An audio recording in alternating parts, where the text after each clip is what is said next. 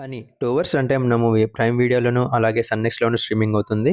ఈ మూవీని పలాస డైరెక్టర్ కరుణ్ కుమార్ తీశారు. ఈ మూవీ టీజర్ ట్రైలర్‌తో మంచి ఇంట్రెస్ట్‌ని అయితే కలుగజేశారు. టీజర్ ట్రైలర్‌లో ఉన్నంత ఇంట్రెస్ట్ మూవీలో ఉందో లేదో తెలుసుకుందాం. దానికంటే ముందు చాలా మంది చూస్తున్నారు కానీ సబ్స్క్రైబ్ అయితే చేసుకోవట్లేదండి. కొంచెం సబ్స్క్రైబ్ చేసుకోండి. మాకు కొంచెం సపోర్ట్ ఇచ్చినట్టు ఉంటుంది. మూవీ నాకైతే అస్సలు నచ్చలేదు. కొంచెం కూడా ఇంట్రెస్టింగ్‌గా లేదు.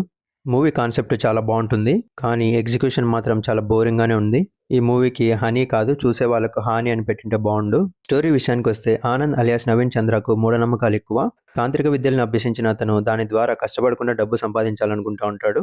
దానికోసం తన గురువు సారంగపాణి అలియాస్ రాజా రవీంద్రతో కలిసి పిల్లిమాయను విక్రయించే దందాలోకి దిగుతాడు. అయితే ఆ పనిని వయసుకు రాని ఆడపిల్లతోనే చేయించాలి. దానికోసం తన సొంత కూతురుని ఎంచుకుంటాడు.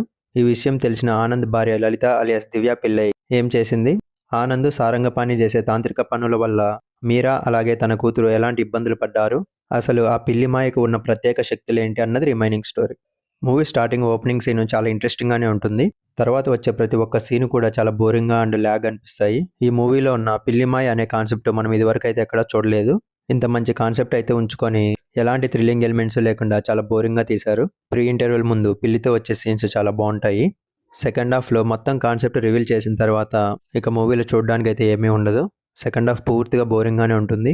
మూవీలో లలిత అలాగే తన కూతురు మీరా వాళ్ళిద్దరితో వచ్చే ఎమోషన్ సీన్స్ బాగున్నప్పటికీ అందులో మనమైతే ఇన్వాల్వ్ అవ్వలేము.